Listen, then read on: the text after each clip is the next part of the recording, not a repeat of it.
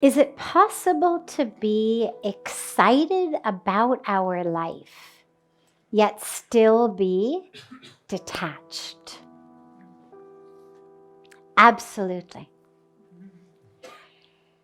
You know, the concept of detachment or vairagya is the Sanskrit term that we use for that state of non-attachment, is a term that is very frequently and very tragically misunderstood.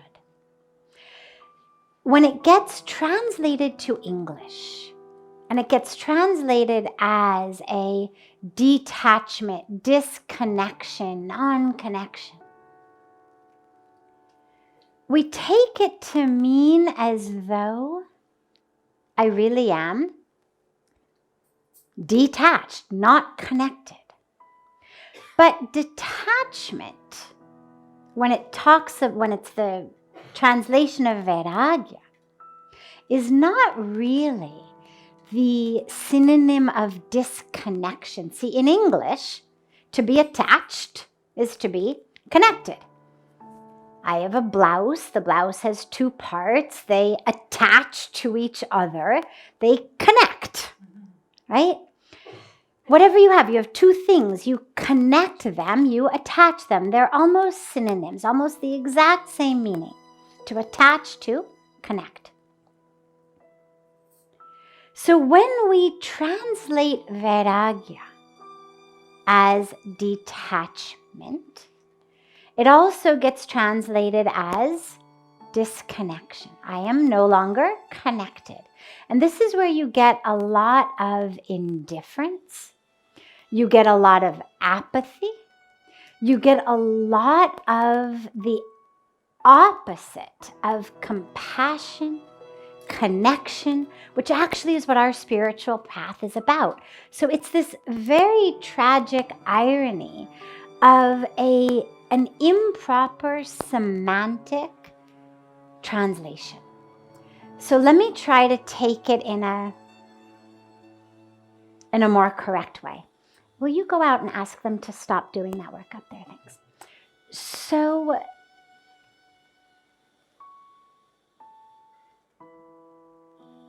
on our spiritual path, vairagya is supposed to be that which enables us to move through the world, doing our dharma, doing our duties, but not attached to the fruits of our actions. This is Bhagavad Gita 101.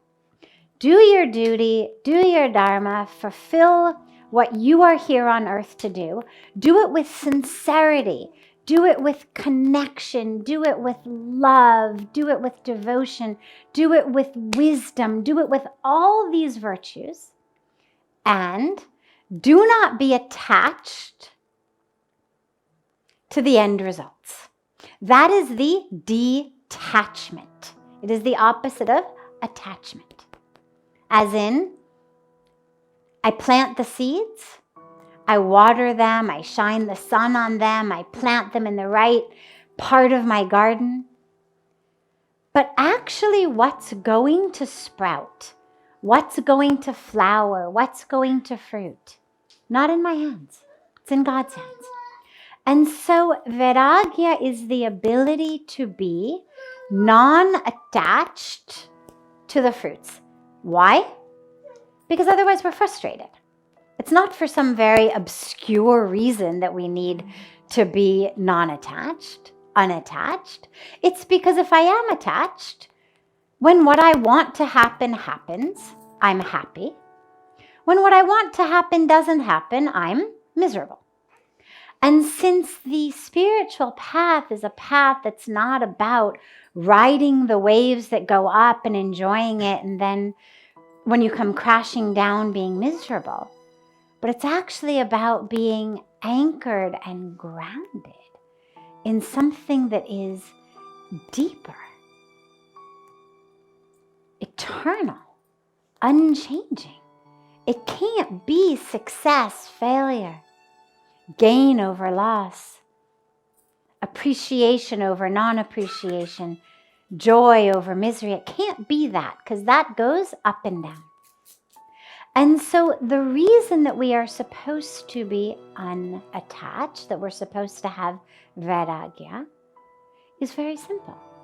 So that we are not frustrated and miserable, so that we are able to anchor ourselves and ground ourselves in that which is eternally true. Now, can you still be excited by life? Of course. We are supposed to be excited about life. Life is a gift. Think about any gift you've given someone. Would you ever want to give someone a gift and expect them to ignore it, hate it, stick it in a closet and pretend it didn't exist? I mean, imagine you go through all the trouble of finding a beautiful gift, finding the right gift, making it exactly what that person needs. Because remember, it's for someone not only that you know very well, intimately, but you also love intimately. And you give them a gift. Do you really want them to ignore it? To pretend you never gave it? To push it away? To spend their whole lives learning to not enjoy that gift? I mean, it's crazy, right?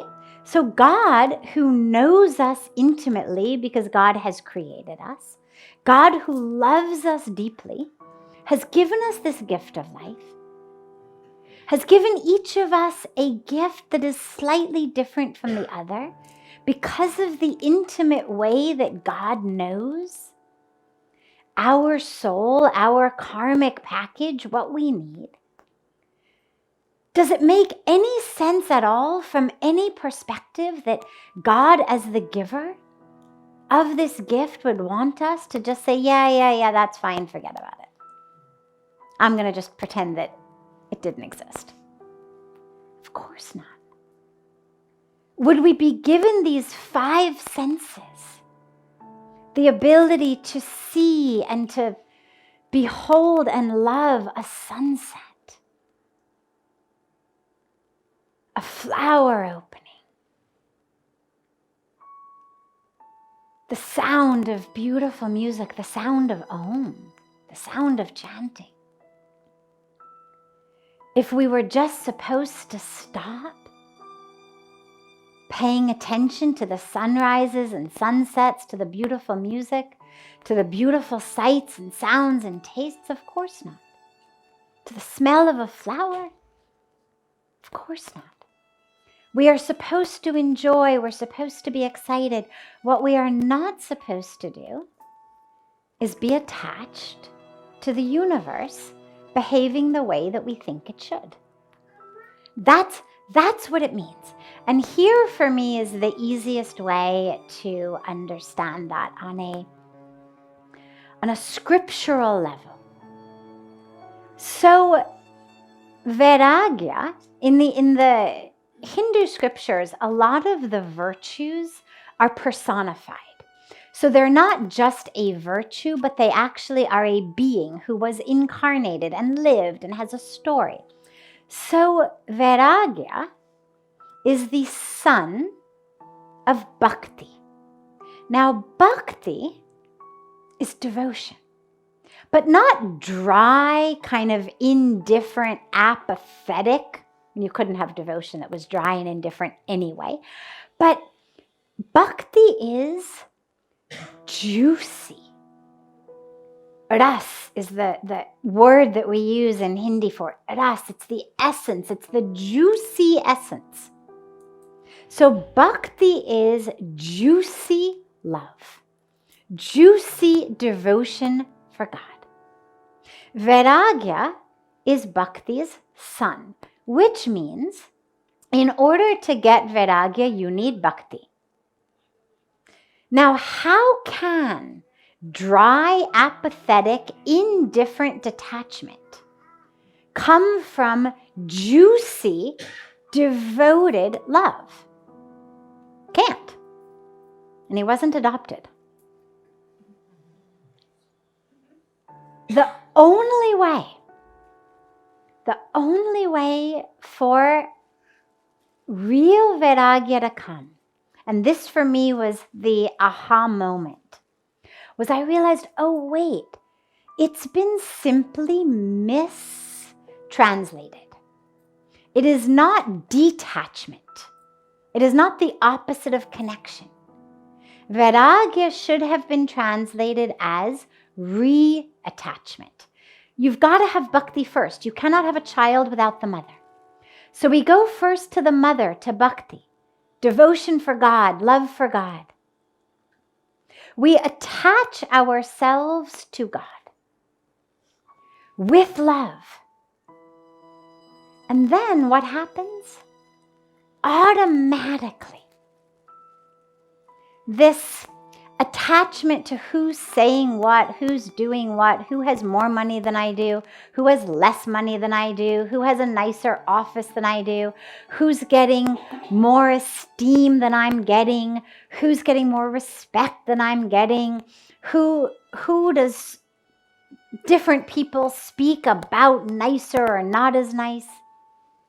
All this nonsense that fills most of our life, it dissipates. Not because I've had to push it away, not because I've said I don't care, I am disconnected, but because I have reattached myself so completely to love for God that who's saying what to whom is suddenly of no interest to me, automatically. That who's making more money than I am, who's got a nicer house or car than I have, irrelevant to me. If you were walking down the beach, this is my favorite way of thinking about it. If you were walking down the beach collecting seashells, pretty rocks, you'd collect them. They're all you've got. You hold them in your hands. Very nice, sparkly, shiny. If at the end of the beach, suddenly there's a guy with a bucket full of diamonds, and he's pouring diamonds out, but you look down, your hands are already full of seashells. What are you going to do? Throw it away. Throw away the seashells, of course. Because in that moment you understand these diamonds are of infinitely more value to me than the seashells I've been picking up. But if before you got to the diamonds, somebody said, detach yourself from your seashells, you'd say, no way, I just spent the last 2 hours collecting them. They're pretty, they're shiny, they're nice, I want them. No. But the minute the diamonds are there, no one has to say, give me your seashells. You understand I cannot hold both in my hand and the diamonds are of more value. So this is how vairagya works. It's not about pushing away the world. It's about realizing the value of devotion to God, the value of a spiritual path, the value of experiencing peace and bliss and joy and divine connection. It's not about pushing away the things of life. That happens automatically because you realize I cannot simultaneously be swimming in love for God, in love for creation, in oneness with the Creator and creation, and also really upset about how this person talked to me this morning. There just isn't room to hold both realities simultaneously. And I have to choose. Am I prepared to give up the joy, the peace that I was living in order to be really annoyed? How dare that person? Don't they know who I am? Who the hell do they think they are, right? I mean, I could do that. Or I could stay in my peace. I could hold on to the seashells, or I could hold the diamonds. It's up to us. But when we realize the value, automatically we let go of the rest. So by all means, be excited about life, enjoy life, embrace life, connect to life. But connect to it at its deepest, highest level. Don't connect to the little waves that just keep going up and down, up and down, up and down. Surfing is fun, but it gets tiring very quickly. Connect yourself to the depths. Connect yourself to that which isn't constantly going up and down. That's what our spiritual path gives us. And that, by the way, is very exciting as well. You know, if you look at the ocean from up above it, or even just from sitting on the beach, it looks very beautiful. If you go swimming, but you don't put your head under, it's still very beautiful. Ocean is very beautiful. But you put on a snorkeling mask and you stick your face actually in the water, how much more beautiful. But then people who go scuba diving say, oh my God, snorkeling is nothing. You haven't seen the beauty of the ocean until you've gone scuba diving. And this is true not just for life in the ocean, but this is true for life with a capital L. Live on the surface, yeah, it seems nice. Go up and down, lots of waves, okay. Look a little bit deep, it starts to get more beautiful. The deeper you go, the more beautiful it gets, the more exciting it gets. We think, oh, all the excitement is on the surface. The minute I become spiritual, I lose the excitement. I've had people say, oh, I don't want to start to meditate because I love the excitement of my life. I say, you don't know what excitement is.